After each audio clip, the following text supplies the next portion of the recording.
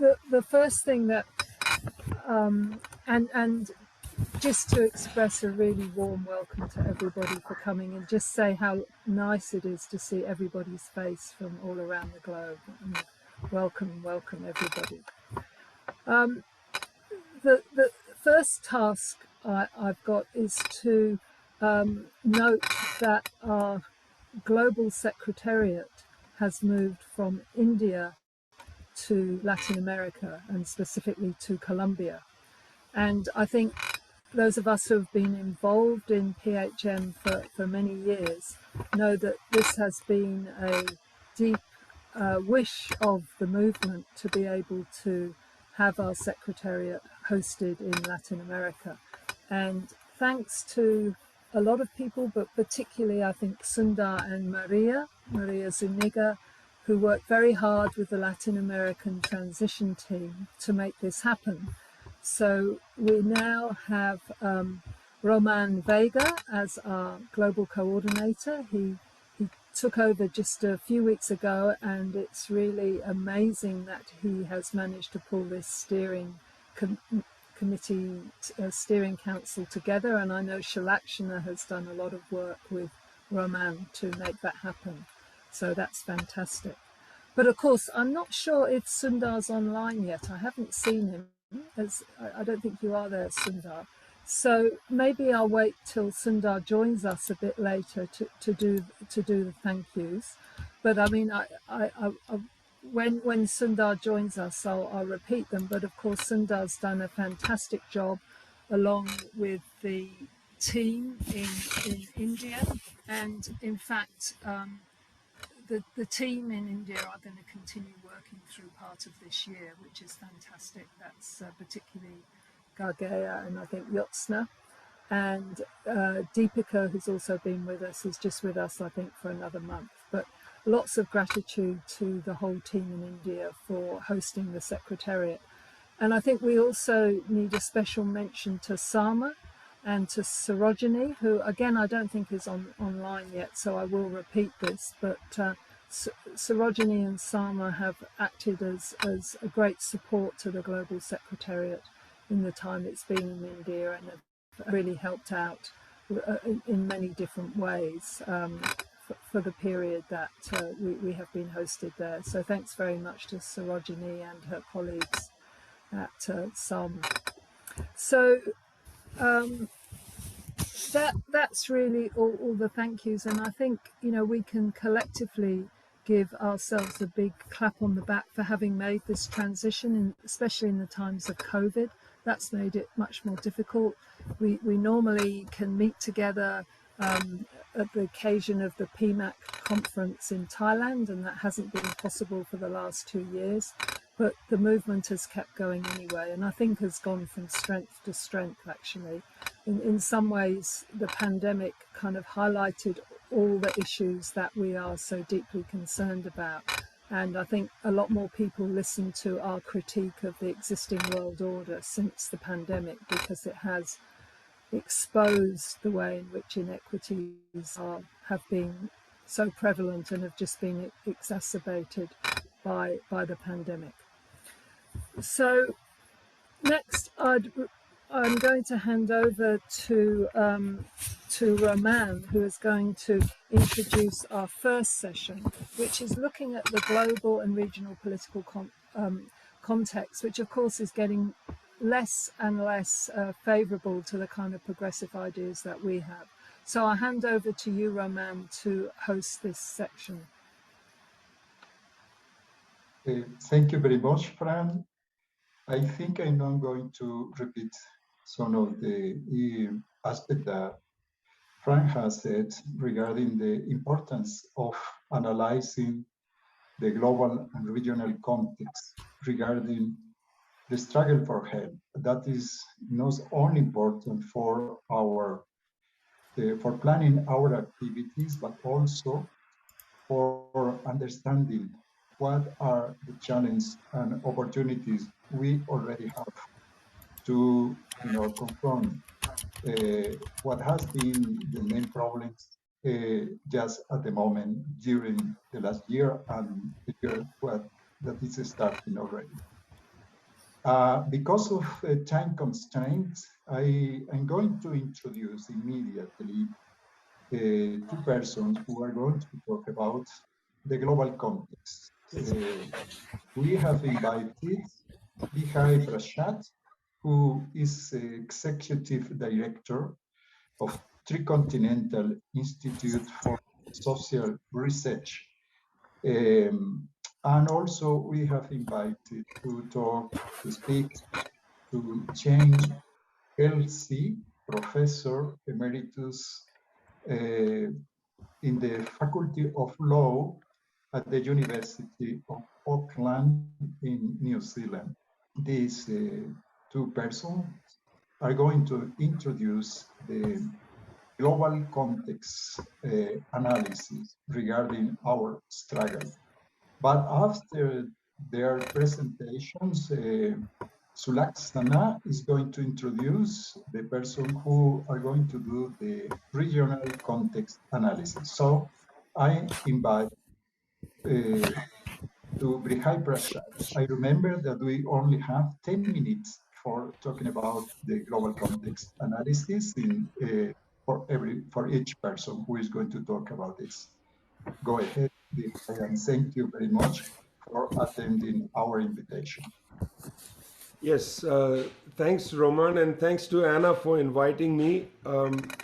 I just want to emphasize the word that Fran used, which was revealed. The pandemic revealed a problem. It didn't necessarily create the problem. I think that's important, and part of the dispute, I think, that's going to take place and has already started taking place is the over the interpretation of what this pandemic has wrought, particularly in the advanced capitalist world, where the death toll has been, at warlike conditions. The United States, most powerful country in the world, country whose currency dominates reconciliation of international trade, the country with the largest military in the world, perhaps by midpoint of this year, we'll record 1 million dead to the pandemic. Perhaps it's coming close to that. So the dispute is going to be partly how to analyze what has happened, what just took place. I think the word revealed is important because the pandemic, in my view, and in others with whom I work, we believe the pandemic didn't cause this collapse. The pandemic merely did two things. As Fran said, revealed the collapse and perhaps accelerated it to some extent, but certainly was not the producer of it. Well, in the middle of this collapse, um, central banks in the advanced capitalist countries, that is to say, in the G7 countries in the main, but a few others added to it, in the middle of this pandemic, when there were lockdowns and all kinds of things, the central banks in these countries, out of nowhere, produced $16 trillion. Just mark my number there, 16 trillion. Now, this is a number that I didn't have to calculate, fortunately. I didn't have to go through the books of all the central banks. This was calculated by the International Monetary Fund. So the IMF tells us in a very little known document that during the pandemic 2020-21, central banks in the advanced capitalist countries created $16 trillion. But this is interesting. What did they create this money for? Well, they created this money for two things. Number one, they created this money to ensure that the major near monopoly firms didn't collapse. So the major near monopoly firms, including the platform capitalist firms like Amazon, which actually grew in size and scale because it used the pandemic to teach people how to start relying on the platform to buy goods and services. 16 trillion was created partly to shore up the near monopoly firms. Most of them, again, domiciled in the advanced capitalist countries, but also, of course, to provide relief for people in these countries, in these zones who are going through problems. Okay, that's interesting. They created this out of thin air. Immediately, they started to say to those who began to ask questions about healthcare systems, the need for, financing public health, the need to build up systems that had been destroyed, and so on. Um, as soon as these questions started to be raised, shall we spend money now to shore up our systems and so on? The answer was there's no money. In fact, there's been a kind of liberal interpretation of the crisis. The World Economic Forum at Davos, Switzerland, um, produced a set of reports. And secondly, the Vatican, of all institutions, joined together with the Bank of London, I don't know if you know this, to create the Council for Inclusive Capitalism, where they began to make arguments about how capitalism should be a little more human, but not that money should go towards fully financing public health systems. No, that was not on the table. In fact, there's no money for any of that. There's money to shore up the near monopoly firms. There's money for the military, which is why it's so easy to create tensions at the borders of Ukraine and in the South China Sea. There's money for all that. There's no money for healthcare. For that reason, Tricontinental, the institute I direct, gathered together 26 research institutes from around the world, and we produce a text called A Plan to Save the Planet, which you can download for free in English, Spanish, Portuguese, and so on at our website, which is thetricontinental.org. This is a provisional plan. We don't claim to answer all the questions, but we're certainly entering the dispute against the Council for Inclusive Capitalism, against the World Economic Forum, and so on. It's a very slim little document because it's a draft, as it were. I want to point to you to two sections of the plan, and then I'll end right there. But two quick sections. The first section is section 19, which is the section on health.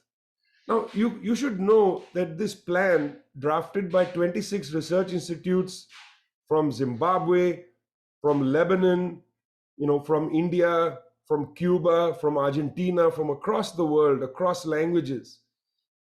We built this plan not because, not by coming together and saying, so what's the plan? No, we looked at what people's movements have been demanding for the last decade.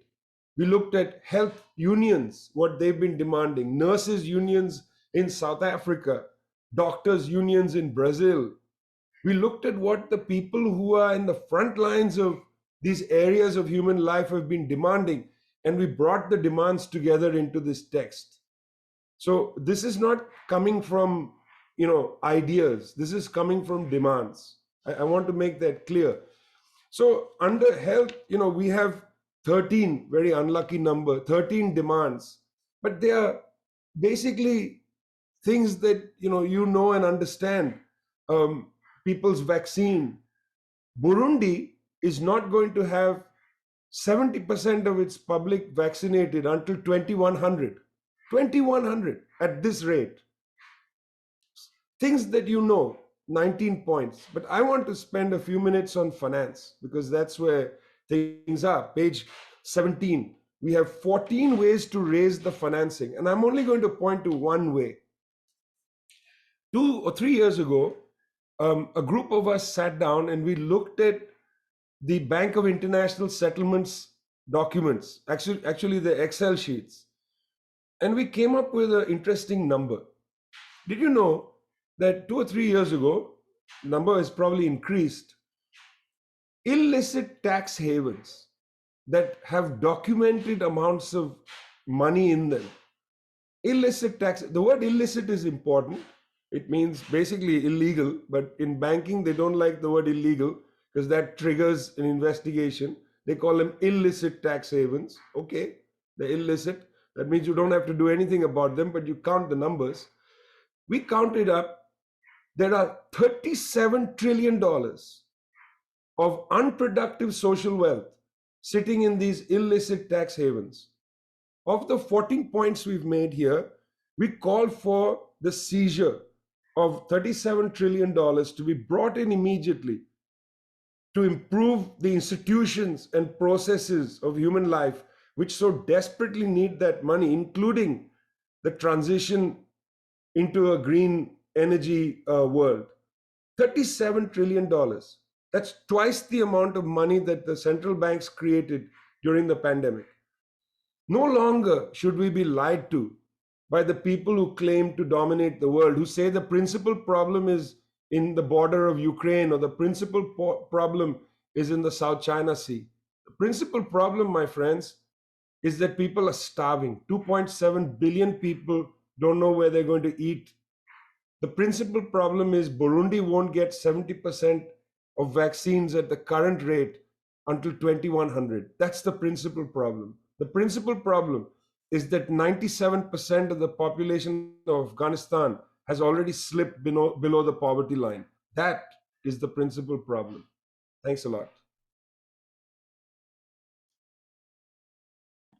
Thanks very much, Mihai, for that very important points regarding the global context and the struggle for health. I'm going to, remind that, remember that we are going to hear, first of all, to all our invitee people, and after that, we are going to allow the participants to ask questions and to do their interventions. So thank you very much, Mihai. I'm inviting now to Jane Kesley. She's going to present a video regarding their analysis, their global context analysis. So, Josna, please, you can run the video. Kia ora, from Aotearoa, New Zealand. It seems an eternity since the conference that we had in Dakar. Having another such gathering seems rather inconceivable in the foreseeable future. Yet, as we've seen, the need for solidarity and sharing of understanding of the challenges is all the greater, especially as power brokers are now taking advantage of their ability to act invisibly and unaccountably behind the scenes, especially in the international institutions that they already dominate. Delegations from the global south to those institutions and governments back in capital struggle to participate, let alone to secure just outcomes. Activists are shut out of the international arenas and locked down and sometimes locked up in their home countries. Public health is at the center of many of these power plays. So let me just identify a few of these issues in the trade and investment arena that I work on and raise some questions about how PHM and PHA's activism can affect the outcomes. And I'm going to focus on the immediate crisis of the COVID-19 pandemic in the time I have. An issue, of course, that you're all familiar with is the saga over vaccine apartheid. The global pandemic means that no one is safe until everyone is safe. And we've seen the obscenity of big pharma profiteering from state-funded research and expedited approvals while refusing to share the recipe or the patents and playing countries off against each other for the highest bidder, as well as enabling their home countries to requisition supplies ahead of others. And that doesn't just involve the vaccines, it involves all of the related supplies that are covered by patents. Now, Western intellectual property laws written by and for big pharma, amongst others, have been locked in through the World Trade Organization's trade-related investment intellectual property agreement, known as TRIPS, and comparable intellectual property chapters in free trade agreements. And there have been moves led by South Africa and India for a waiver of the application of TRIPS to the broad range of patents affected by the COVID-19 pandemic. Unfortunately, that has come to a total standoff in the WTO as the EU, the UK, and Switzerland especially defend their corporate interests. It's also become hostage of other demands, including completely unrelated trade demands from developed countries.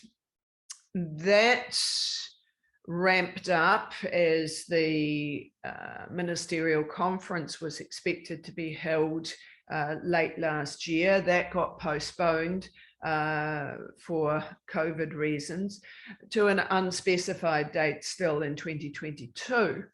But the delay means more and more maneuvers are happening now behind the scenes. Not only is there the standoff on the TRIPS waiver, but there's something called the Walker process that was developed that is supposed to be a trade and health strategy for post-COVID-19 recovery. It's called the Walker process, unfortunately, after the New Zealand ambassador who was given responsibility for overseeing this.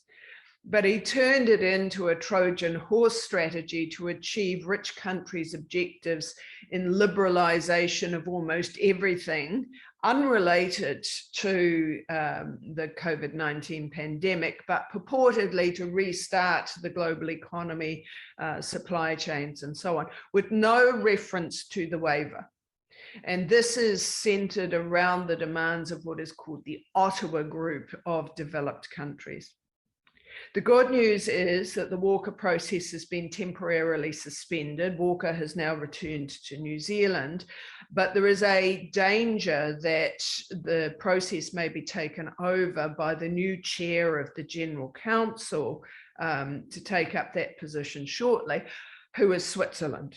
And that is going to mean major, major problems, not only in the blocking of the waiver, but also in attempts to advance the stalking horse of the so-called Walker process. More broadly, we're seeing in the WTO countries breaking many of its rules, but not relying on the health exception to do so, relying instead on the security exception because they know that the health exception is weak. In the broader context of the WTO as well, the new Director General, who is from Africa, but from the leadership of the World Bank, is playing dirty with a secret restructuring report from McKinsey that gives much more power to rich countries and to her to override what the Global South is arguing for. So the WTO situation is of real significance for the global public health movement and activists. And PHM members have been very active on the question of vaccines and TRIPS, along with other activists, but not so much aware of the bigger picture.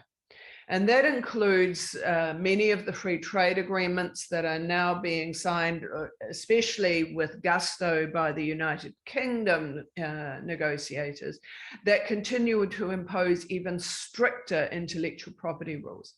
So my question to you is, what is your long game on this? How equipped are you to play that game, and what do you need? A less well understood element is what's happening in the global market in health workers, which treats labour mobility as a trade matter and the earnings as export earnings and foreign exchange. And of course, we've seen a crisis here in home and receiving countries. The sending countries, families became dependent on remittances that are cut off. There are still debts incurred by migrant workers that are mounting, and countries are losing the income from foreign exchange, which is impacting on their ability to pay for COVID and broader health-related expenditure. In countries that have become dependent on migrant health workers, we have a staffing crisis because the domestic workforce has been run down, relies on cheap imported labor, but now they've closed borders. There is a huge domestic workforce crisis.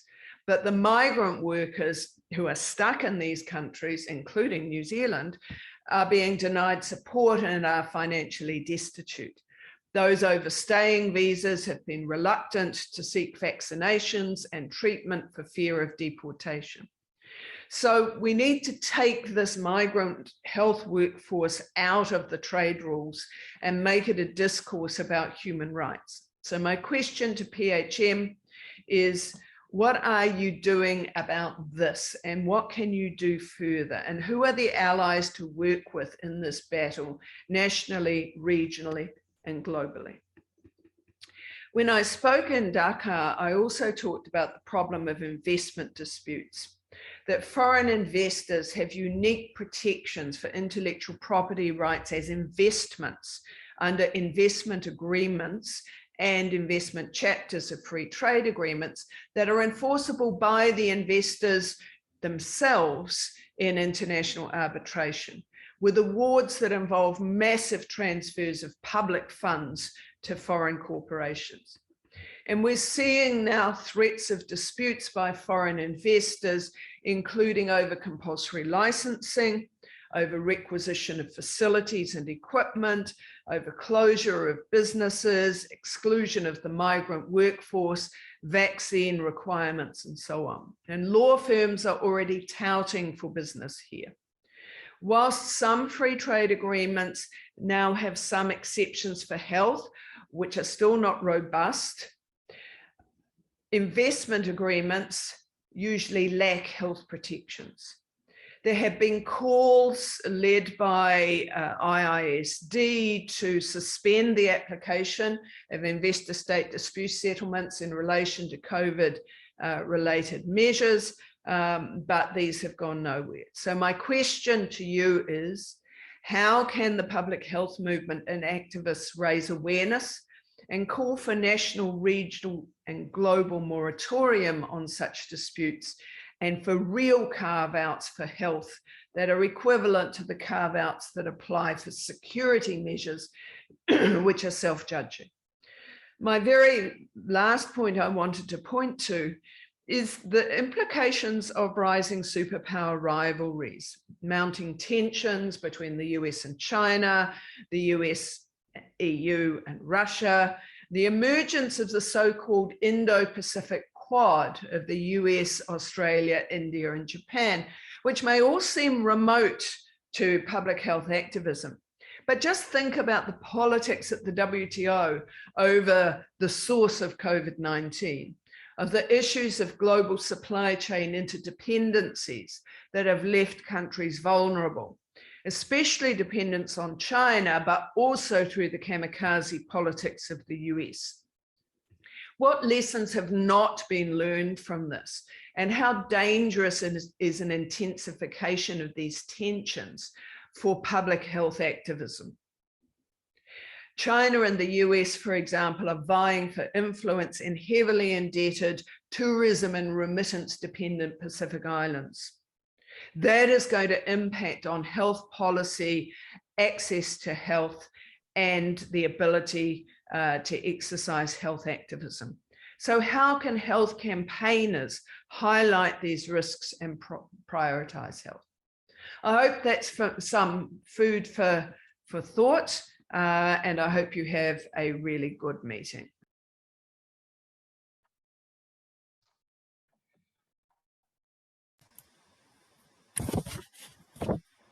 We have to thank to Jane for this excellent intervention, and especially for the questions that she has put to all PHN activists globally, regionally, and at the national levels. I think that these are the questions we have to discuss in this steering council meeting in order to plan our activities to build our 2022 work plan.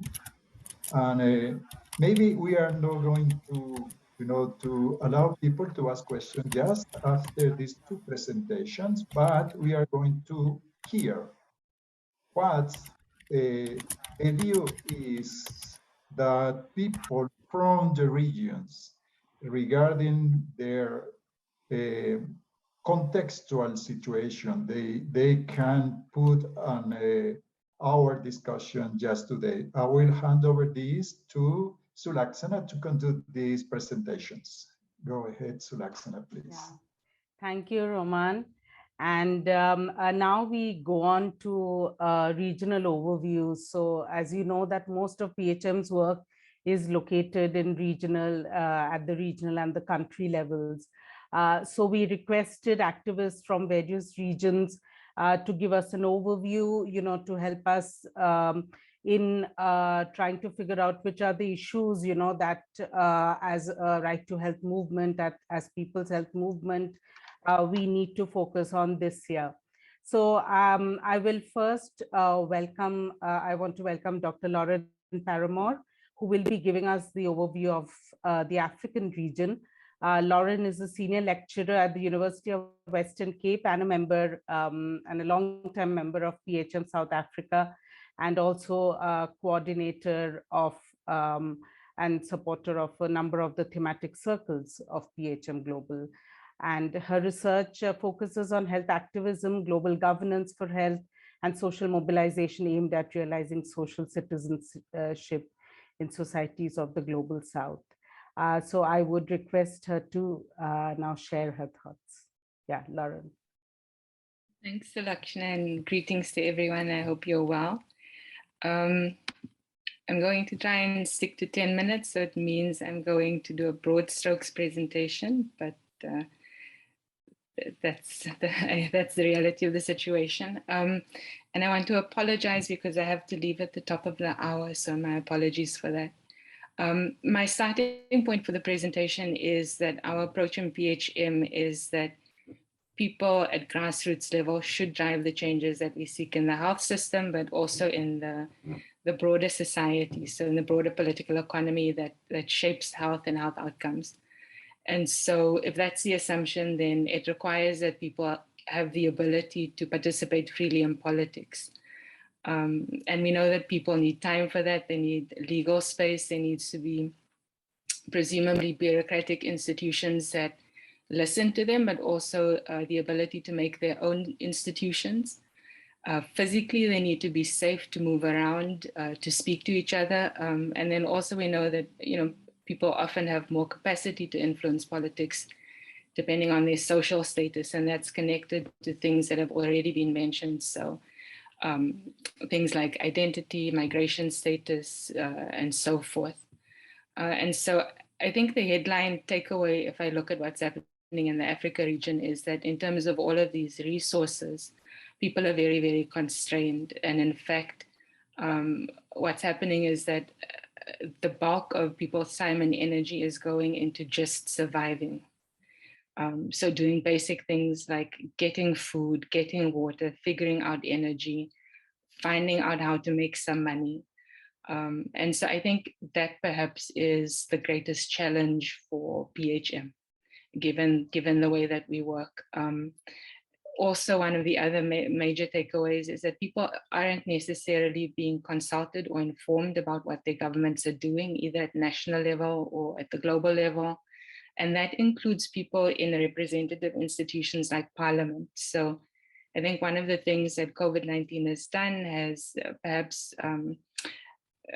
intensified a discourse of secrecy and urgency and speed that already existed in governments claiming to respond to threats such as terror. And COVID-19 has layered on top of this another excuse to make decisions fast and not consult. So that's, I think, another clear constraint. So one of the things I think that PHM as a movement needs to consider is what this means for how we organize ourselves. So if it is the case that the bulk of the Earth's population is constrained in terms of the time that they have for things other than survival or for basic social reproduction, what steps will we take in our movement to make sure that it doesn't end up being a movement led by those of us, and I'm trying to be reflexive because I think I'm one of them, those of us that do have the time and the space to do work because we have a certain resource base that we're working from. So I think that's one of the big challenges, and I liked Vijay Prashad's language of movements based on demands versus ideas. So I think that's one of the things for us to be mindful of. So to speak a little bit more about, I guess, concrete dynamics, I tried to look at these in terms of the thematic circles that we have. In terms of war and conflict, I think one of the major or the most striking dynamics we see is the increasing participation of militaries in formal political processes. So the recent coups, I would say Zimbabwe in 2017 is one example of this. But more recently, we see Sudan, Mali, Guinea, Burkina Faso. Today, I saw a report about another attempted coup in Congo DRC. This is something that most likely will close down political space. We also know that in many regions in the African continent, there's an ongoing series of conflicts. Anglophone Cameroon is one of them. Northern Mozambique, where the population is being subjected to terror, Eastern DRC for decades now, Ethiopia, Nigeria, Northern Nigeria specifically, and then the Maghreb region. So I think in all of these contexts, we're looking at people that physically are under threat should they decide to participate in politics and make demands on the state. And then I think as part of this dynamic, one of the things, that I guess people hold out as a site of hope for when you can't physically organize and get together is mobilizing through the internet, through social media. But another thing that, quite frankly, is becoming increasingly common on the continent is internet blackouts, particularly during times of civil unrest and instability. And then to say that all of this has been exacerbated by COVID-19 associated restrictions. So states of emergency, states of disaster, regulations restricting press freedom, freedom of association that are even outside of those states of emergency, meaning that when those states of emergency are lifted, some of the other civil restrictions stay in place. So that's one set of dynamics. Another set of dynamics for under trade and health has to do with, I suppose, Africa's position in the global political economy. So in the current context, I've been thinking particularly about the COVID-19 pandemic. Jane Kelsey in her presentation spoke about this, but one of the big impediments in the trade and health sphere is the inability of African countries to localize manufacturing of vaccine production. I would say that this isn't necessarily a special case, that this is a historical problem. It's been a post-independence problem of building the manufacturing base, and that persists. In the case of vaccines, it obviously is more urgent. It's a more contemporary threat. But what we are seeing is that there are attempts, I would argue, by the global north to impede tech transfer, so by blocking the TRIPS waiver, but then also to carve up the continent through bilateral deals that are framed as tech transfer deals. So we have BioNTech in Senegal and Rwanda. We had a report today in the British Medical Journal coming out that indicated BioNTech had hired a lobby group, KENAP, to go around to various governments on the continent, specifically also the South African government, to tell them that the mRNA transfer hub will never work. They're violating patent laws and they should stop it. We see in Senegal that many partnerships are happening. So again, with Europeans, the Belgian government is investing in vaccine development. So I think this kind of attempt to carve up the continent with the promise of tech transfer is something that is a priority. And then I think another priority is the World Trade Organization. Jane Kelsey spoke about this. And particularly, I think three things: special and differential treatment and the attempt to dismantle that. And then procedural matters. So this shift to try and normalize joint statement initiatives, which are outside of regular negotiating processes. And then the tendency to work on items that are not on the official agenda. Sorry, I lost my train of thought. And to even prioritize those items when it's not on the official program of work. And I think all of these moves create institutional pathways that will lock African governments out of forums that are designed to give them, at least in principle, an equal voice. We know in practice that's not always the case. In terms of extractivism, the continent continues to face an onslaught, particularly in the energy sector. There's a lot of natural gas exploration happening in Mozambique, in the Okavango Delta in South Africa.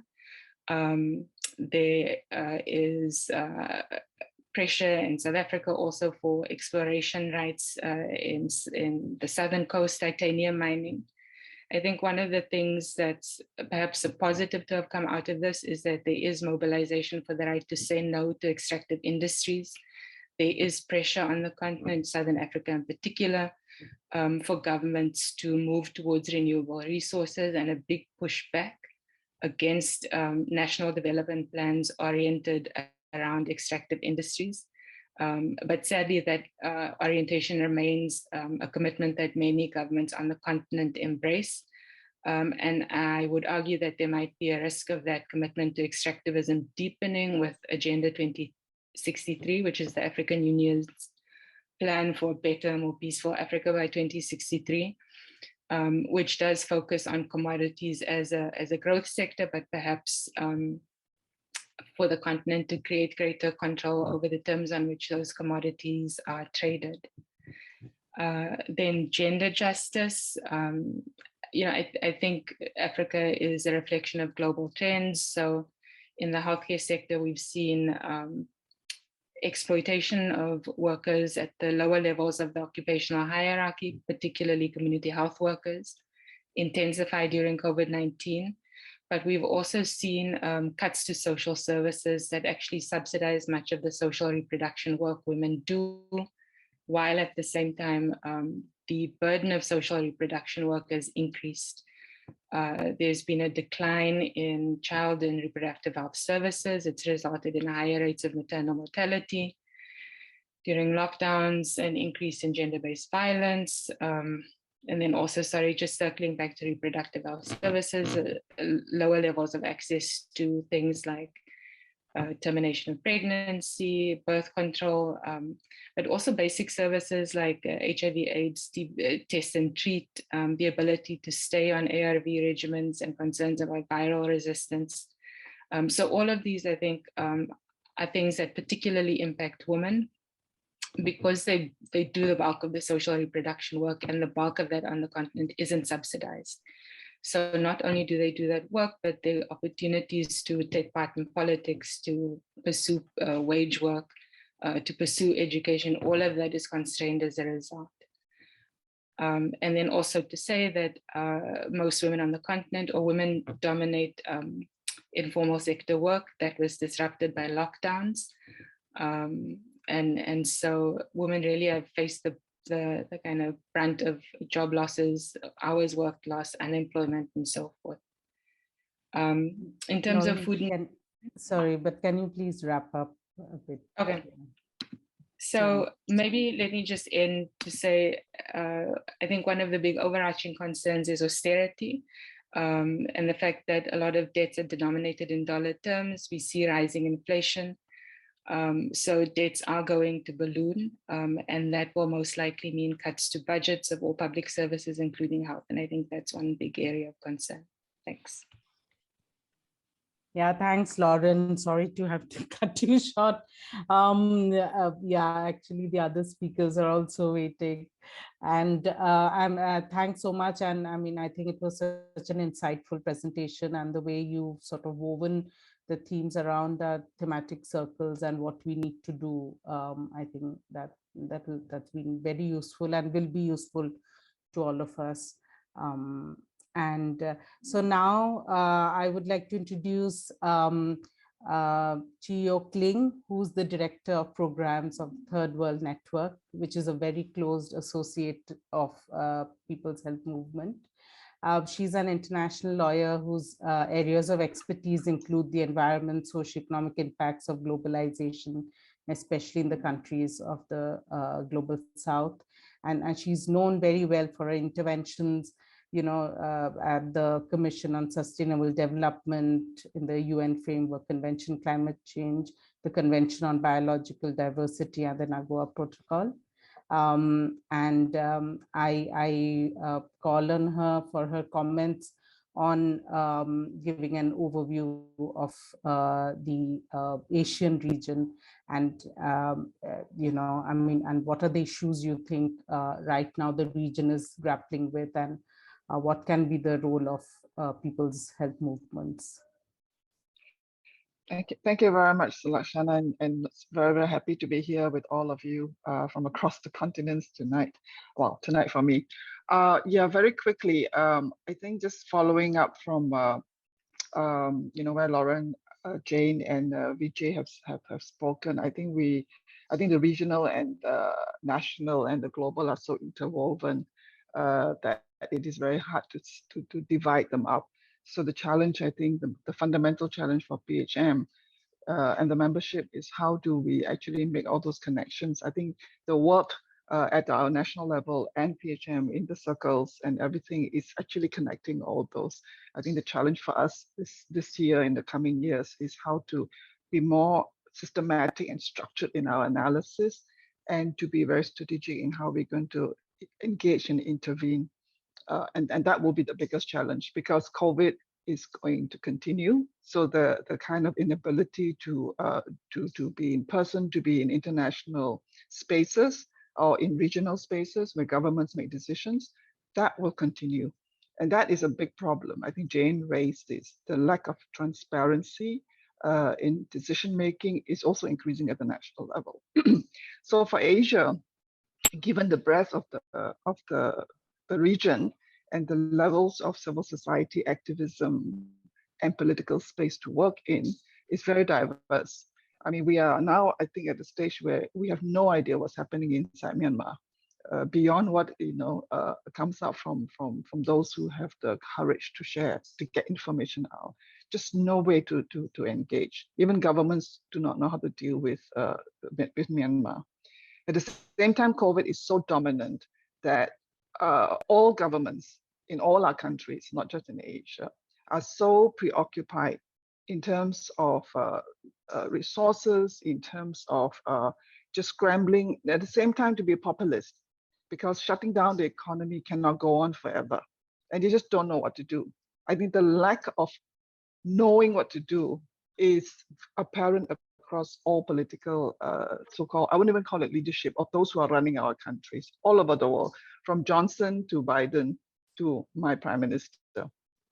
And I think that is going to be a huge, it's not going to end this year. It's going to get worse.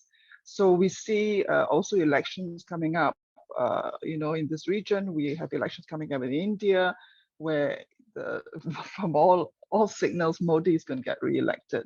Then we've got the Philippines. It's unbelievable. One of the countries in this region, which has such a huge civil society energy and a history of mobilizing. And yet we see the candidates for presidency and vice presidency who are going to be from the families that created so many of the problems for the country. And in Malaysia, we have gone from stability to a very fragmented political situation where all members of parliament and politicians are only obsessed about how to stay in power. So this is I think the political context, which is quite common in most of our countries.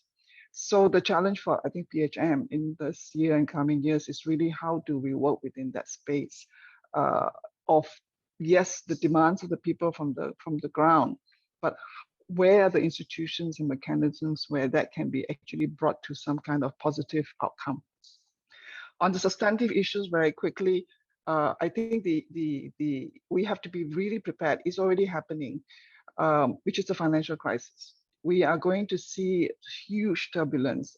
Reports which have come out in the last few weeks are talking about not a new wave of COVID, but a fourth wave of debt.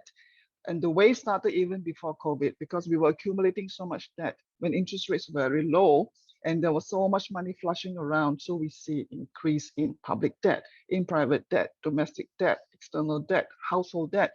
So the consumption patterns plus cheap money has just led to huge debt accumulation. And one of the Euro debt reports that just came out said it's no longer about the fourth wave of debt globally. And our region in Asia is one of those that is middle income countries have been borrowing a lot. It's going to be a tsunami of debt. Now, within the starting this year, in over 5 years, there's going to be the beginning of debt servicing repayments of something like 330 billion US dollars, $330 billion just in debt servicing. We're not talking about debt repayment of capital. And in the last 2 years, we've seen the fastest accumulation of COVID-19 related debt because of COVID responses, etc. At the same time, the global economy has actually been tanking. So we are actually on the cusp of a very serious financial crisis and debt distress. So some of these things have been raised by the other speakers. And how are we in PHM prepared to deal with that? This is something that is really serious. And I think we need to actually get together and look at who are the people working on tax justice, on debt, and we have to come together. I think the interdisciplinary, the circles we have within PHM already have built out a good foundation. We need to actually see how we can very quickly, really get in touch with each other. A lot of analysis is going out. The issue is what do we do? Now, within Asia, we have very strong movements around debt. We have very strong movements around tax justice, climate justice, and health. But I'm focusing on the whole issue of debt because the structure of the debt of our governments have changed significantly in the last 15 to 20 years. In most Asian countries, especially so-called middle-income countries, and this is something that we see in South America as well, the percentage of private creditors who own government sovereign bonds has gone up so high within like 10 years. So when you run into trouble, we will find that IMF begins to look very kind because debt restructuring when you get into trouble, and we just saw this happen with Argentina. In Asia, we have many of our governments who actually, borrowing is actually nothing wrong with borrowing if you know how to get responsible borrowing that takes the money and spends in public systems, for example, like health. But what we have not done is precisely that. We have borrowed a lot of money and there's been a lot of corruption when money have just left countries in billions, right? So given that accumulation of now the debt, and most of them are private creditors, come crunch moment, there will be no mechanism, there isn't any mechanism to bring private creditors to be responsible in restructuring sovereign debt. So this is going to be a huge problem. Within the whole network in my organization, we have identified this as a priority area. Indonesia, the Philippines, a number of other countries in the region. We see many, even the LDCs, the so-called least developed countries, have actually accumulated a lot of debt as well, especially over COVID-related borrowings. In Africa, we are looking at some of our colleagues doing their work there. It is very scary. I mean, Chad, for example, has a lot of its debt is actually linked to one company and because of the mining. So this, for me, would be a challenge for us in our work, because health spending is going. We see that most of the existing budget have not gone up in real terms. A lot of it has been shifted to COVID response and will continue to be so. So in all countries, even those which are relatively doing well in Asia, we are finding backlog and the neglect of all other health needs in our countries. So ministries of health are actually in a huge crisis and will be worse. So that is the sort of area of finance we have to rework on. Then we have Indonesia. Actually, I want to focus on Indonesia because Indonesia, being the presidency of the G20, has a little bit of the what we call the presidency syndrome. Just like you host a big conference, you have the whole syndrome. You want to have deliverables. And so we were very concerned when the Indonesian government announced that they want to join some of the other G20 members to call for a new global health agency. Now, if you remember, some of you may have been following this, it was Trump who actually brought up the idea of a new global health agency because of the attack on the WHO. WHO is a multilateral organization, which for us in PHM and many health activists is really where the public international system of health is. And for Asia, we have a few countries sitting in the executive board of the regional WHO, and we hope to be able to engage. We need to identify who among our countries have to speak out for the governance within the region and also globally. Because this and working in Indonesia is very crucial because the G20 is going to be a vehicle to push a lot of things that we do not want to see happen. And many of us are concerned that for global public health issues and linking from the national to the global and regional, the Indonesian civil society is not the strongest in our region. We have been reaching out to some of our colleagues there. They're not aware of these trends that Jane was talking about, the interface between health and the trade. A lot of trade activism, Susanna who's here, we all work very well together. So we are still a little bit disconnected. So, but Asia is where there's potential. PHM has got good, networks, and we need to really see how we can work. And the last thing I want to touch on is really about China. We have to learn to understand, and it's not going to be easy. I personally lived in Beijing for about 11 years when CWN, I was there to do some work, and we wanted to understand China.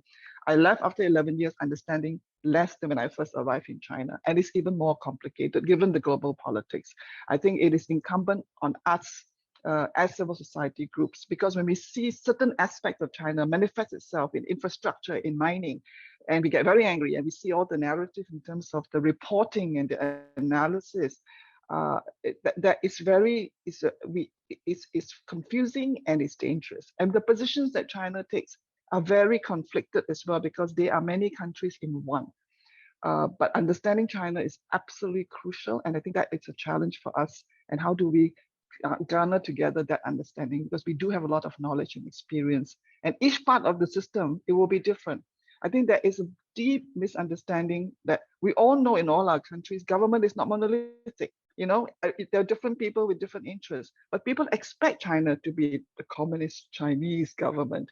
It's no such thing, no such thing. If we don't see that China is also very complicated and needs to be understood, then we are going to be in trouble. So I'll just end there. There are many, many other issues, and we need to grapple through that. Thank you. Yeah.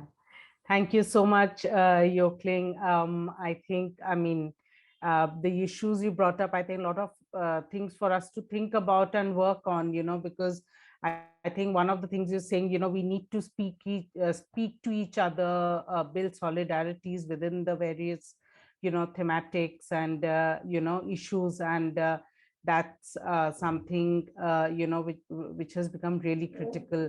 And I think it's really interesting you mentioned the whole political kind of the climate. And I think as a movement also, that's another thing we need to grapple with, how much to also get into direct political activism, and is that worthwhile in some countries, in some regions that we are working in, and get into politics.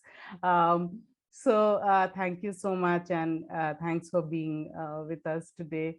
I will now call on Eduardo Espinoza to give an overview from Latin America.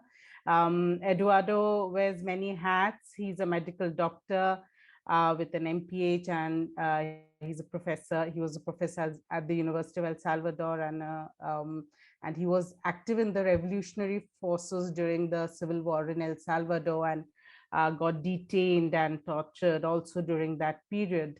Subsequently served as Dean of the Medical School at the University of El Salvador. And in 2009, he joined the cabinet as Deputy Minister for Health Policy. And Eduardo is a great friend and active member of PHM.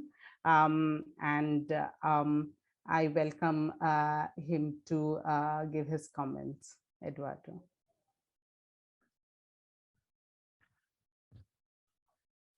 Gracias. Muchas gracias, Sulakshana. Thank you.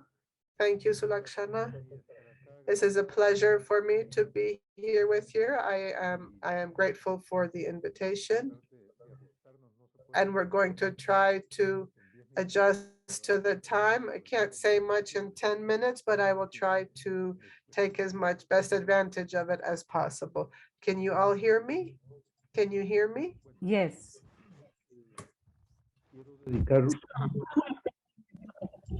Perfecto.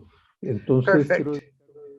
So I want to dedicate a few minutes on the electoral question because it's a situation that has a lot of effect in our continent. This period that is coming up is a crossroads in which all the governments from 2021 to 2024, 2021 is ended, but in this period to 2024, all of the governments of Latin America will be changing except for Bolivia. In 2021 already, we had elections in Ecuador, in Peru, and Chile, Nicaragua, and Honduras. The governments of Ecuador consolidated a right-wing government. In Peru,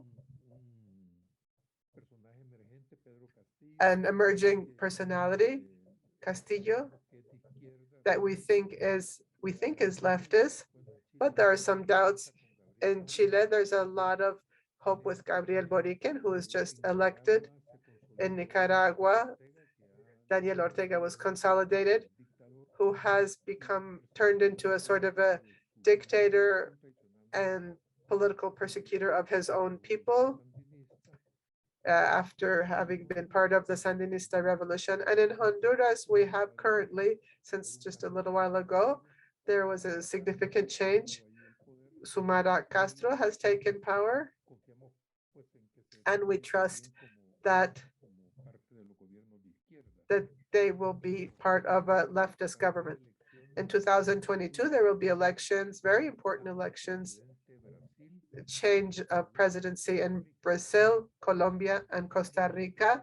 In Brazil, we're going to have most likely a confrontation between Lula and Bolsonaro, who is the current president and dictator. In Colombia, there are also going to be elections. The most likely, Gustavo Petro, the mayor of the capital city, is the left-wing candidate. We're not sure who will be the right-wing candidate. Maybe Roman can tell us about that. But for the moment, we don't know. And also in Costa Rica.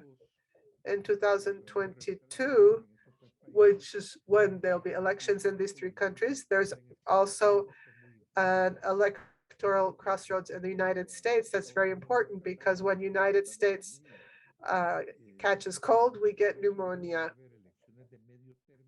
So in the United States, they're going to have midterm elections where the Biden's presidential period, two-thirds of the governors are going to be elected, two-thirds of the Senate, and all of the Congress of the House. So it's going to be a very significant election that we need to follow up. And also in 2022, there'll be a constitutional plebiscite to approve or disapprove the new Chilean constitution, and also a plebiscite for the president of Uruguay. And then 2023, Paraguay, Guatemala, and Argentina are going to have Argentina are going to have changes of presidencies. We're hoping that the current president Fernandez's line will continue. And in 2024, there'll be a change in government in El Salvador, Panama, Mexico, Dominican Republic, Uruguay, and Venezuela. So all of this means that in these 3 years that are coming, there's going to be a change, and we don't know how it's going to end up. So that's a question that we need to be watching over. Right now, we can say that those that are aligned with the left, Cuba, Bolivia, Venezuela, Mexico, Peru, Argentina, Bolivia, Honduras, and Chile are aligned with the left. And towards the right, we have Brazil, Colombia, Paraguay,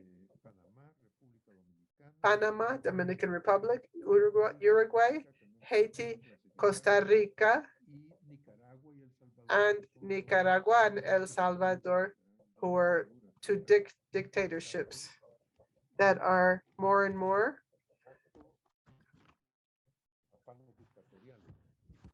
turning into dictatorships. So this is the political panorama that we're facing,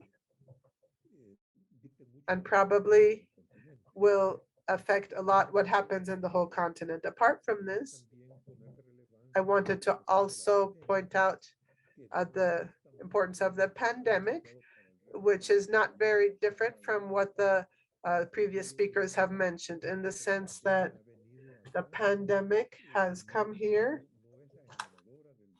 It's not the generator of the problems, but it has, as they have said, put in and emphasized and put in relief, showed up the problems. The pandemic has had some of the worst effects in the American continent, 56 million cases and more than 5 million dead.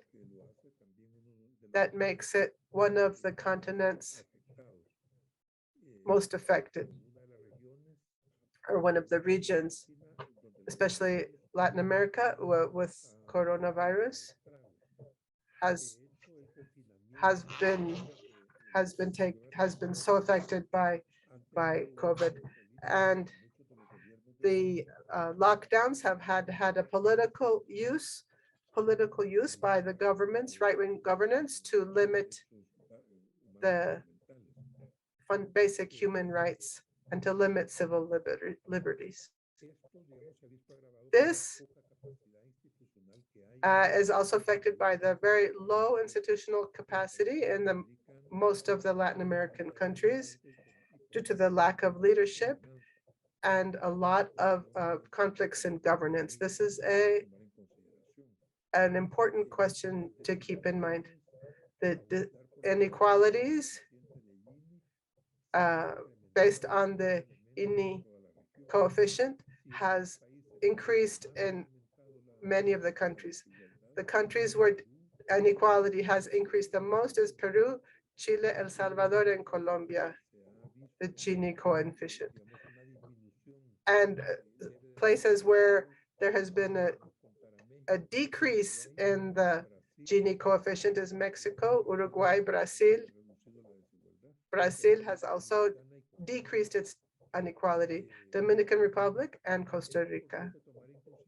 It's important to keep in mind, in respect to the pandemic, that 26 of the 33 countries in the Latin American countries do not have herd immunity yet.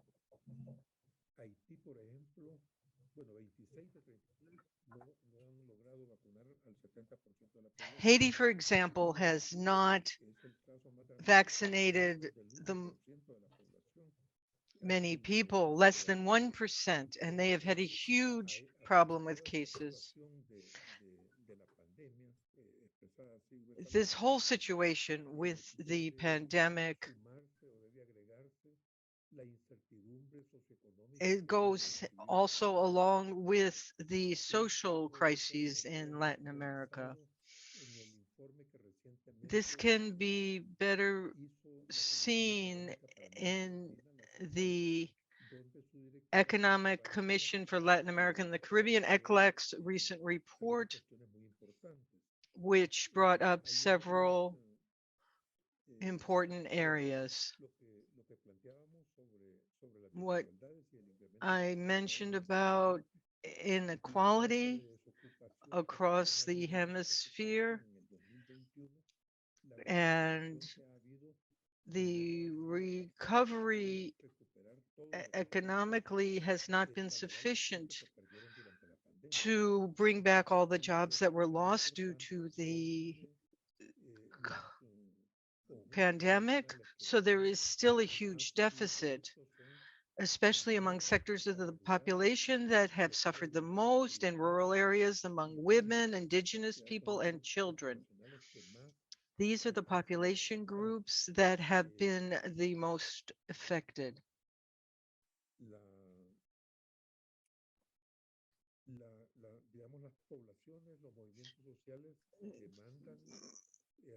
Social movements are, of course, demanding reforms.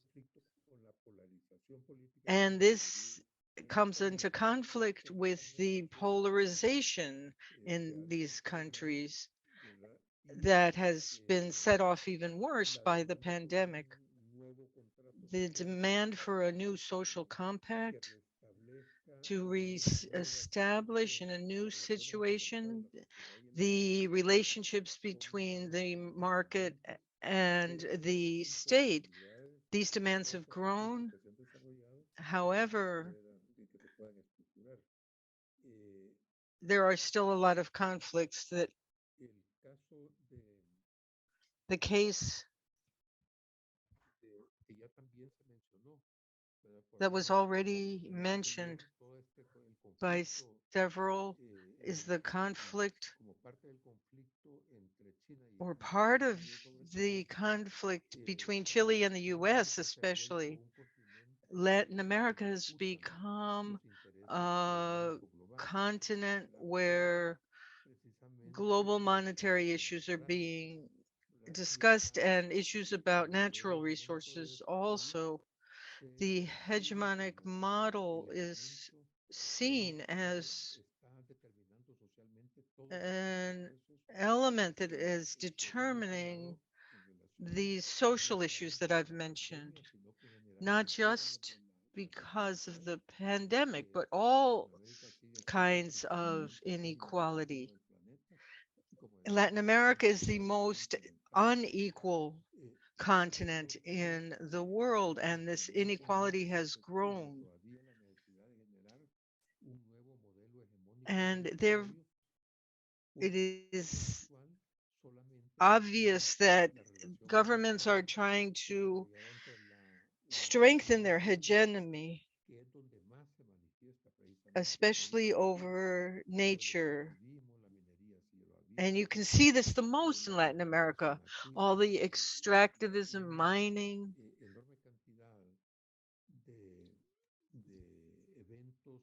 There's been an enormous number of events regarding this new model that can be seen in the continent. Big capital and multi-millionaires, billionaires, trillionaires have been buying up lands, especially in Argentina and Brazil, especially in the Amazon in Brazil. In Argentina, they've snapped up large areas of land to plant soy, and in the Amazon, they are cutting down forests and affecting biodiversity.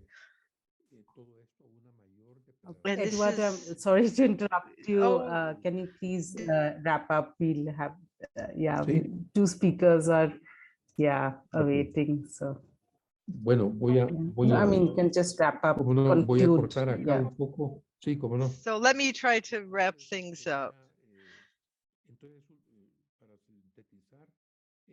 So to wrap up, with threats to health, the hegemonic development plan, the problems with vaccination, and new threats that are going to appear in geographic islands caused by the monopoly on vaccines by developed countries, problems between public and private systems, problems with intellectual property and research, migration, not just due to conflict, but also due to economic reasons. The exacerbation of inequality and inequity are the problems facing Latin America. And this means that we must act, not just in ALAMES, but also in PHM, where we have strengthened our alliance. Thank you very much. Thank you, Eduardo. I mean, I think you've given us a lot of things to think about and to incorporate into what we are planning, this year, and lessons from Latin America. So thanks a lot. I will now call on Sopiko Japaridze, who is the co-founder of Solidarity Network Workers Center, member-driven labor rights group in Georgia. She has been a labor and community organizer for more than a decade, and she's an active writer in magazines such as Open Democracy and Jacobin Mag, and also hosts a podcast Reimagining Soviet Georgia, and is active in People's Health Movement Europe. So I call on her to provide her comments on the European region. Sopo. Thank you so much. I'm very, very happy to be here today. I'm gonna change this. I know it's we've heard very many already presentations, so I know you might be tired. I will try to keep it brief. I'm going to give you a sort of picture of Europe as seen from the margins of Europe or Eurasia from Georgia, because we're sort of between identities, let's say. As you know, as many of you probably know, there's like a standoff that's like threatening all of so-called European security between NATO and Russia over and sort of on the grounds of Ukraine. This is important in the respect that I look at this NATO expansion and everything that's happened in the last, I would say 15, 20 years mostly, that's been the most accelerated period, as a sort of reinterpretation of who is European and what is Europe. And the reason this is important, not only is it part of this sort of larger white supremacy and European supremacy thing, but it's also about, in a local level like Georgia, and I'm assuming also Ukraine, is that it's about resources. So this idea of trying to forge a European identity through EU and NATO, and I have to remind you, Georgia is not part of NATO or EU. Ukraine is not either. But all this stuff sort of plays out in these regular everyday issues. Like, for example, the European Association Agreement that Ukraine has, Georgia has, with EU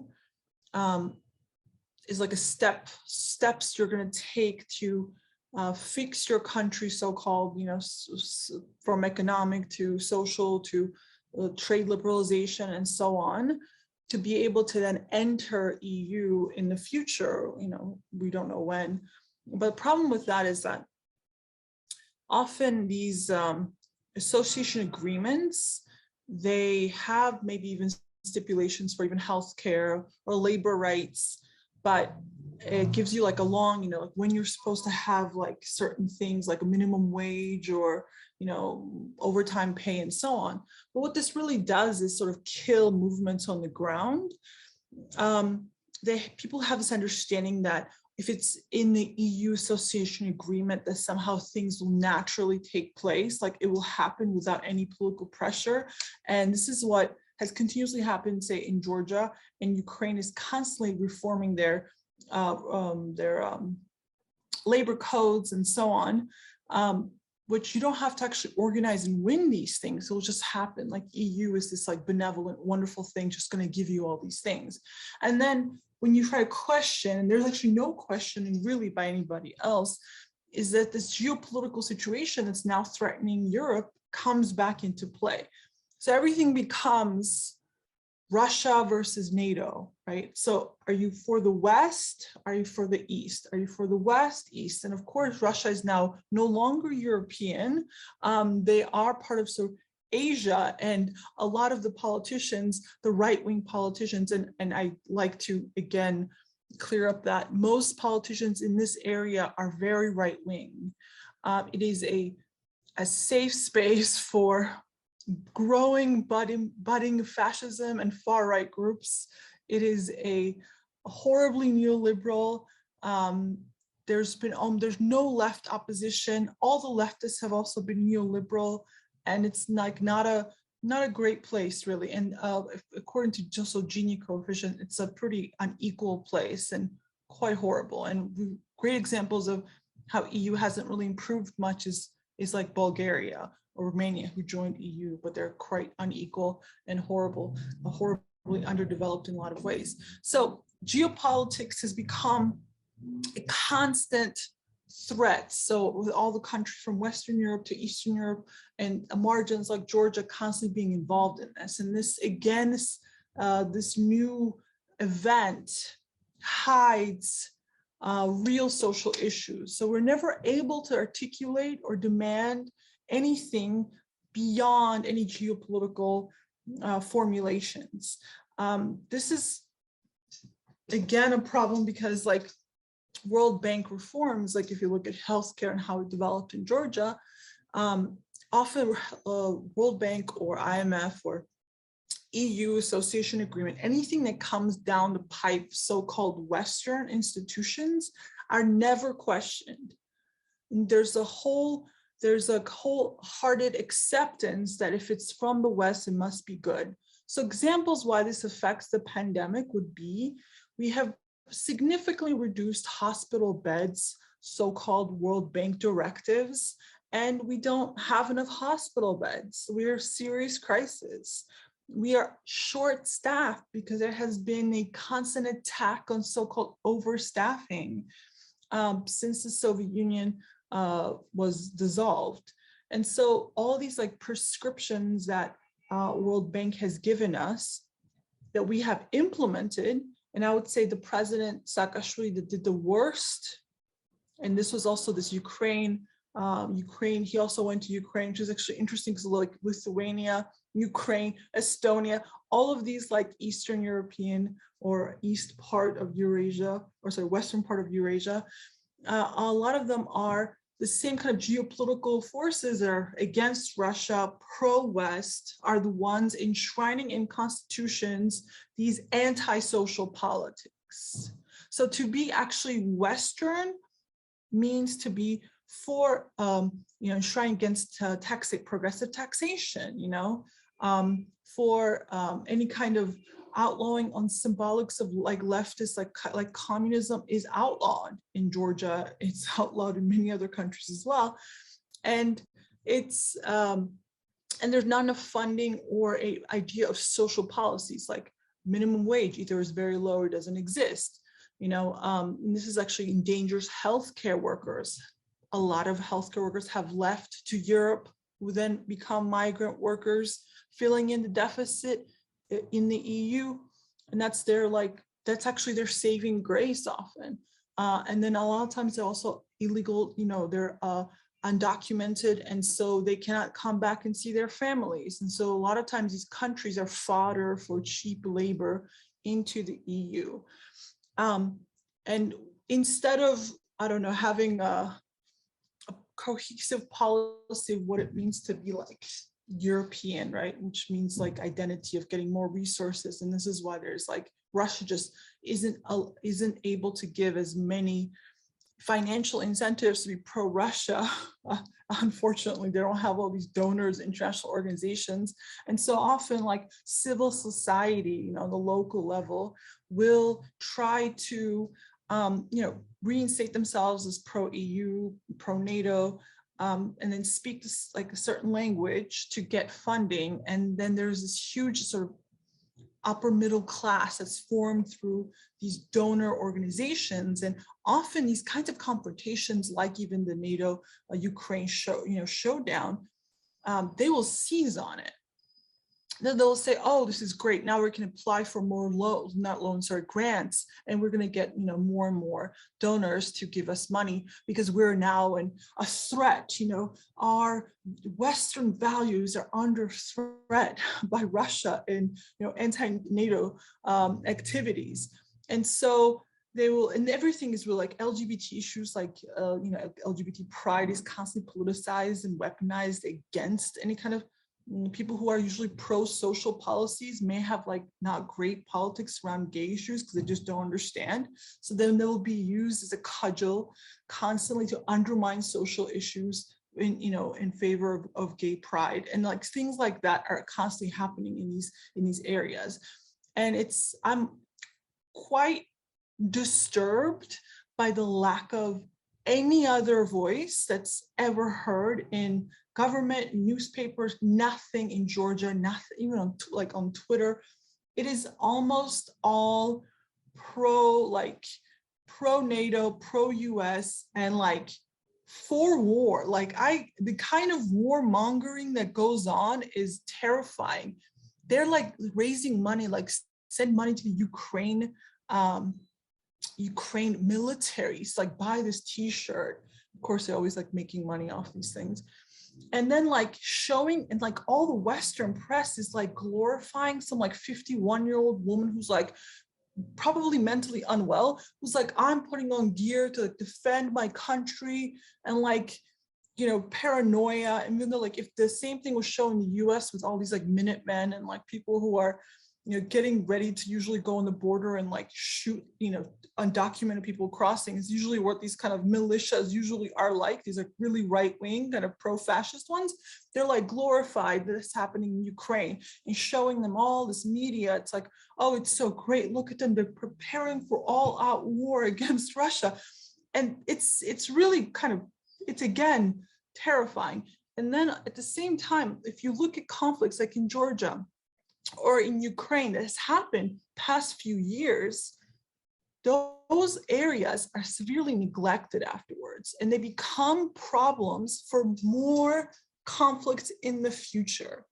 And this is constantly destabilizing a big part of Europe, well, territorially, because it's understanding of like, what is Europe, and everyone's trying to fight for resources because they're so underdeveloped and unequal and horrible, and horribly unequal societies in general, that everyone is trying to find something they can sort of hold on to that they can use to leverage themselves economically. And this is happening all across post-Soviet European parts. And I think also like this is affecting a lot of times Western policy, Western European politics. Often the way even we have like interaction with Western Europeans is being the cheap labor force, right? And so then instead of working to, I don't know, push their own governments to stop meddling in these ridiculous kinds of like, like conflicts, they just like, oh, welcome. And like, it's good. You should always fight for, I was somewhat semi-undocumented in the US for a very long time. So we should always fight for that wherever we're in these developed countries. But at the same time, there should be more of a sustainable, forces within Western European countries that fight for better policies, even if it's like pacifism at this point, because this understanding of like so-called Ukrainian sovereignty completely hides and belies the fact there's like bigger interests of NATO expansionism and Europe, who Russians thought they were going to be part of NATO. Like there was this idea that there was going to be a broader Europe that somehow got like, you know, stillborn after the Soviet Union. And now there's like constant competition over resources. And at the same time, NATO is really there just to guarantee like West. So another minute or so.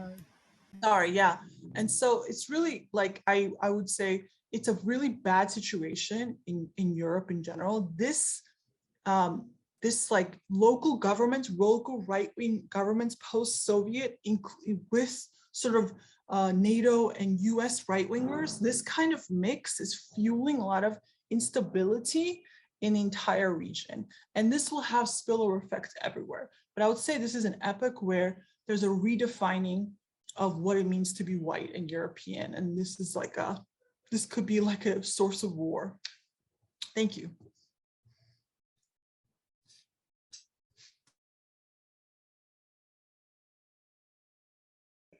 Yeah, thanks. Thanks so much, Sopo. I think that was a really good introduction to the region, and I think a lot of us who are quite unfamiliar or are not exposed to the situation, I think it was very useful. Thanks so much. I will now call on Hani Serag. I mean, Hani's, I don't know if I need to even introduce Hani.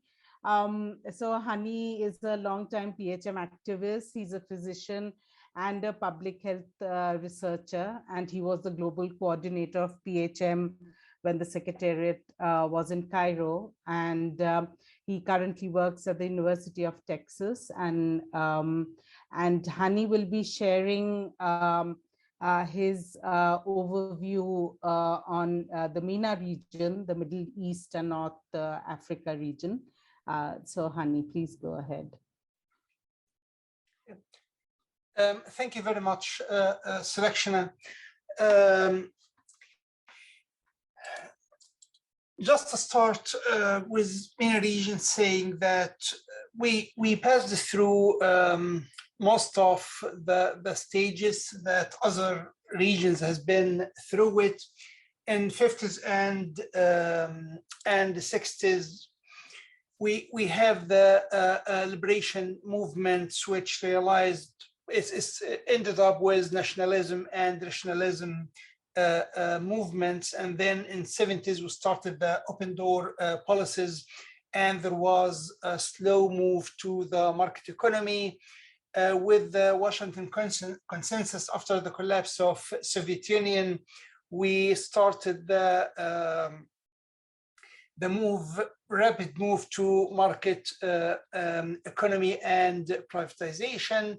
In 2000s, we started trade-driven economies to a great extent, and then defeated Arab Springs recently.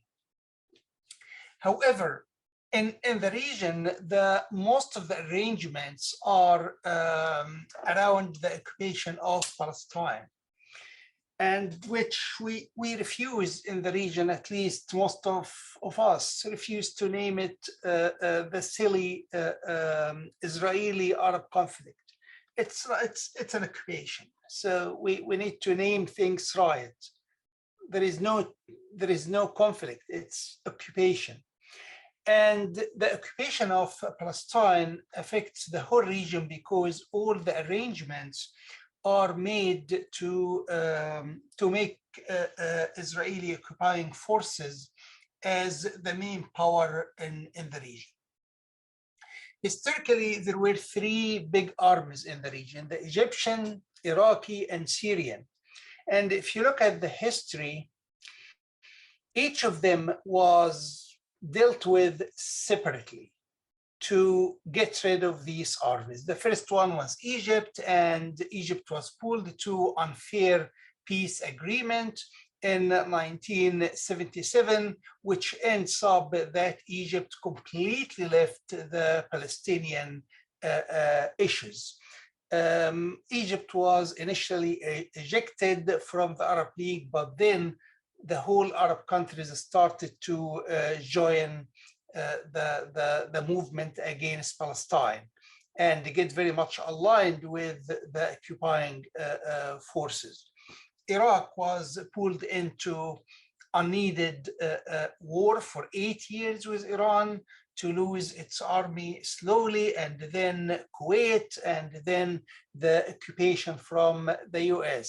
Syria, it's going on right now. So these three armies around the occupying forces in Israel are not anywhere at the moment.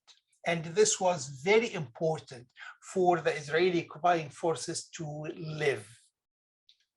The naturalization started in a very strong way in Palestine itself, from the leadership of Palestine, then Jordan, then Egypt. Now Emirates is leading the process of naturalization with the occupying forces, Bahrain, Sudan, Morocco, and so on. There is a large portion of us in the region see the change in the Arab Spring. That's a dream, has not been completed, but there will be a time when it comes back. So we strongly believe in that. We have the Tunisian Jasmine Revolution, started in December 2010, followed by the Egyptian, the Yemeni, Bahrain, Libya, Syria, Algeria, Sudan, and mass protests in Morocco, Jordan, Oman, and Iraq, all over the region. But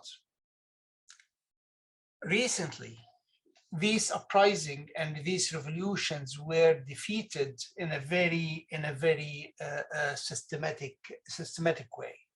It ends up in Egypt with military coup, broken democracy in Tunisia. Tunisia was a good model for the Arab Spring countries, started some democracy, but this was broken.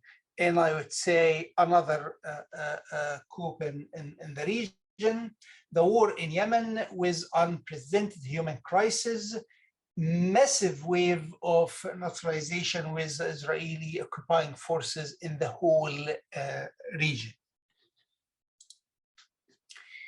This is just example. I would like to show it, not in lots of details, but the new regimes in the region, they were under the seek of legitimacy from the north. And this led to many changes in the region. Taking Egypt as an example, we have unprecedented oppression, political prisoners. It reached 60,000 political prisoners in Egypt right now. The media is very aligned with the military coup. Nobody is outside this pathway. We started to experience systematic killing in prisons to get rid of all the generation of 2011, those who started or led the revolution from different, it's not only from the Islamic groups, it's from all of them, from everywhere and every single political affiliation. There is a huge support from the north to the creation of this new dictatorship in the region. In Egypt, it's for very clear reasons. Egypt increased the arm purchase to a great extent, so we are spending lots of money on that. There is massive way of privatization and hiring new multinational companies for big projects. So we spend money to seek legitimacy. This is what the regime is doing. And one of the huge issues that we give away 2 islands, 2 Egyptian islands to Saudi Arabia. and I put this map. The importance of these islands, this is not a simple issue. These islands were the main cause of the war in 1976, because when these islands are Egyptians, this means the whole area here in the Red Sea is Egyptian, because this part for the ships from Israel to go through the Red Sea, this part is closed, is so shallow. The only path is this way. If these two islands are Egyptian, this path is Egyptian. So Egypt can close it any time. So what Egypt did is to give away these two islands to Saudi Arabia. Saudi Arabia is completely outside the equation, because this means this water became international water, and Egypt will never have control on it after that. And what happened in 1976 is that Nasser closed this part of the Red Sea in front of the Israeli ships. And this was the beginning of the war. They didn't forget it, and right now they took it. So, and Biden administration is supporting the Egyptian military coup. I mean, there is no huge difference between different administrations in the US. Biden is supporting the new dictatorship in Egypt. Obama himself cuts the support from the US to UNESCO when UNESCO recognized Palestine as just observer in UNESCO. So the differences among them is not that huge. Yemen, all of you know what's going on in Yemen. It's not only the COVID, they have way more than COVID, the cholera, and this is how women and children are living there. We're talking about 21 million people. They need humanitarian assistance. This is unprecedented crisis in Yemen. And why the war in Yemen? Because it's very dangerous. Yemen is very dangerous on the oil producing states in the Arab region. They are not real countries, but they are kind of, you know, oil producing machines on the Arab Gulf.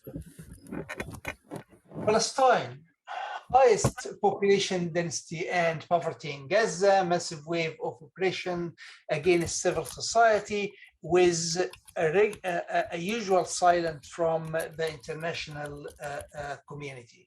And there is no support at all from the regions. Actually, the region in the country, they are very busy in neutralization with the occupying forces in Israel rather than supported Palestine.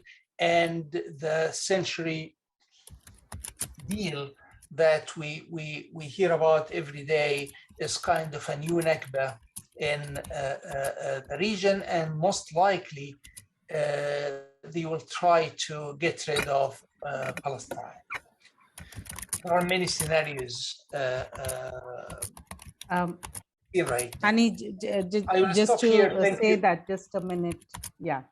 Oh, yeah. Thank you very much. I finished the selection, and yeah, there are lots to say about what's going on in the region, but this is the combination between the return of the dictatorship in a very, very strong way, the privatization, unprecedented waves of privatization in the whole region, seeking legitimacy, and increase of buying arms from Europe and US. Thank you very much. Yeah, thanks, Annie, so much. I think this is a difficult region. I mean, in a way, you know, people have made it difficult for, countries have made it difficult for people living in these countries. And I think I think a lot of PHM's efforts and attention really needs to go into the MENA region and providing support and solidarity. So thanks and for just a that. selection. I should say Yeah. I shouldn't be presenting that. It should be Shaza, who's in the prison right now. So this is also part of the oppression against civil society. Shaza's not in the prison because she did anything. She's in the prison of the occupying forces because it's a message to all civil society in Palestine to cut their tongues. It's very important. Yeah. So this is the message. She's been a month and a month in the prison right now, and the lawyer talking about maybe years. And the silence from the international community is unbelievable. And our letters go nowhere.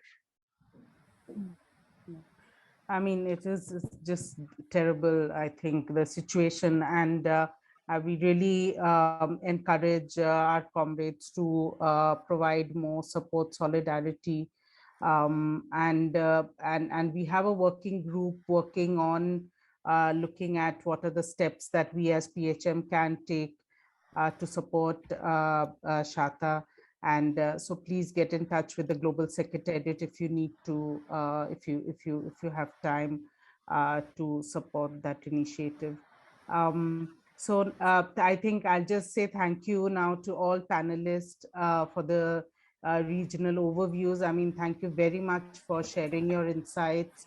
And I think, at a time when one feels that, one knows everything, I think it was amazing, the excellent insights and, and things that, we were hearing, I think I was hearing for the first time. And I really appreciate all of you taking out the time and sharing your experiences and thoughts with the group.